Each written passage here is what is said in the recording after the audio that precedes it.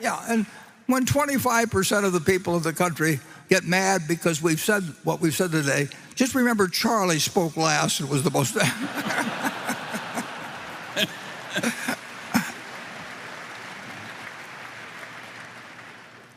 The one development that I really do think is actually important, but I don't know any way to do anything about it. But my general sense, and there's no way to prove it, but I essentially believe people are now behaving somewhat more tribal than they have for a long time. And I mean, people are always going to be partisan, and they're going to have religious beliefs, they're going to have all kinds of things. But it gets pretty tribal. And I want to tell you, I speak from experience because I've been tribal. And, we're confessing today. Nebraska football is tribal. And when I watch a television set and I see our guys Nebraska step out of bounds by a foot, but somehow the ref misses it and calls it in, and then they show 6 replays, I'll continue to believe it was in, even though it's right in front of my eyes. They stepped out. That's tribal behavior. And it's fun. I mean, to participate in. But it can get very dangerous when one group of people say 2 + 2 is 5, and another say it's 2 + 2 is 3, and they're going to give you those answers if you call them. And the interesting thing is, to me, at least, and partly because of my age, but I actually think that, just from memory, that the last time that the country was seen as tribal was actually when I was a kid and Roosevelt was in. Either you hated Roosevelt or you loved him. I mean, nobody cared about the fact Alf Landon was running or Wendell Willkie was running against him. They just had these feelings. They either had Roosevelt's picture on the wall and named their kids after Roosevelt, or they hated him. And they thought he was going to, no third term, and, a million things.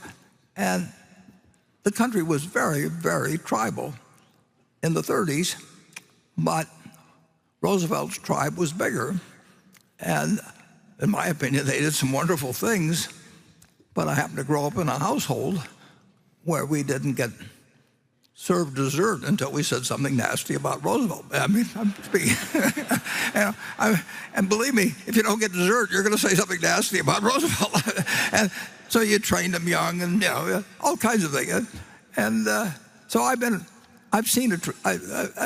I've seen a period that it wasn't that way when, if Eisenhower was running against Stevenson or whatever it might be. I mean, people, they had a partisan behavior, and they had a certain amount of tribal always. But I don't think it's a good development for society generally when people get tribal, regardless. I mean,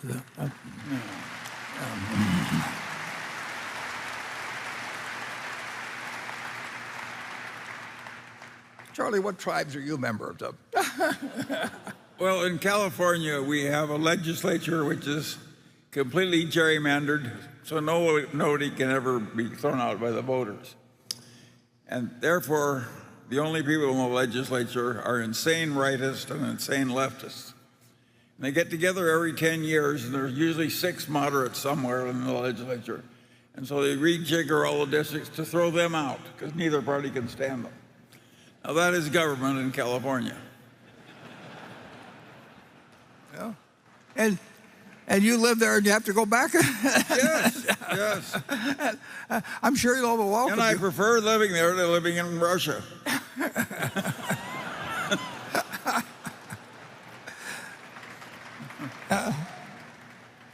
Okay, who haven't we gotten in trouble with? Who was it, Lenny Bruce, that you say, is there anyone I've forgotten to offend? The Section 10, I believe. What advice would you have for someone who's still trying to figure out what they want to focus on and find their calling? Well, it is a very interesting question, because I was very, very lucky in that I found what I wanted to do, because my dad happened to be in a business that he wasn't interested in, but they had some books down there, and I loved my dad, and I'd go down and read the books, and they interested me. And, I'm glad he wasn't a professional boxer or something, or I wouldn't have any teeth left or anything. It was accident, just totally accident. But I do think you know it when you see it, and it doesn't mean you can follow it. I would tell the students, as I wrote in the report, find out what you love doing it. You spend most of your life doing it, and why in the world would you want to be around for a lifetime working with people that you didn't like unless you had to, which sometimes happens, and just work for whomever you admire the most. And I gave the talk at Stanford one time, and somebody showed up at Tom Murphy's office, I think, a couple of days later. That person was right. And of course, it's what I did when I got out of school. I wanted to work for Ben Graham. I didn't care what I got paid. It didn't make any, it just is.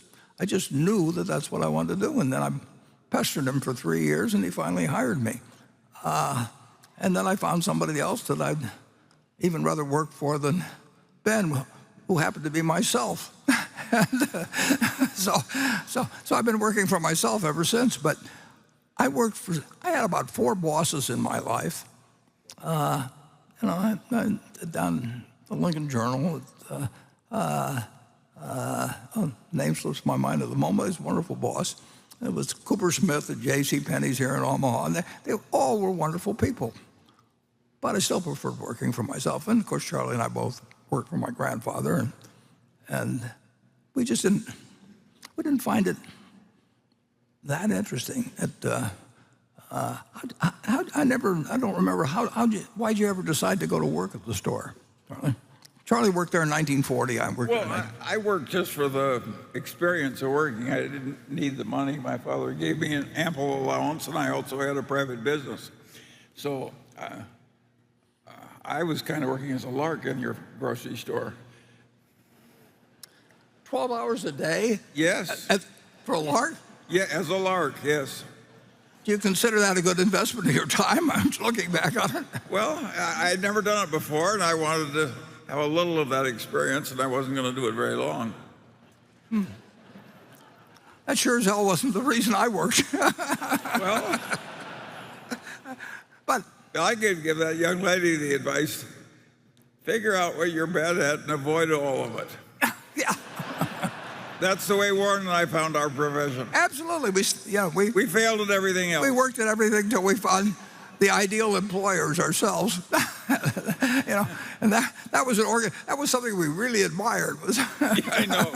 Warren said work for somebody you admire. The only one he knew was the one he was shaving. Self-employed. You see when he was shaving. But it isn't bad advice. It isn't bad advice. Who wants this? If they've got an option. If you're, Charlie went into the service in whatever year it was in the 40s, and he didn't really have a choice of who he was going to work for. And as I remember, it didn't really work out that well who you worked for, Charlie, did it? Well, if you stop to think about it, the two things that neither one of us has ever succeeded at. One, we've never succeeded at anything that didn't interest us, right? Right. And we've never succeeded at anything that was really hard where we didn't have much aptitude for it. Yeah, and we've been doing whatever we please for 60 years now. And we get, we have fun in our way. And I'm just amazed. You'd think if you're smart, you could do things that don't interest you well, but you can't.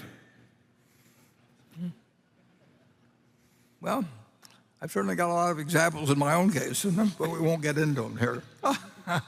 And we will go to Becky.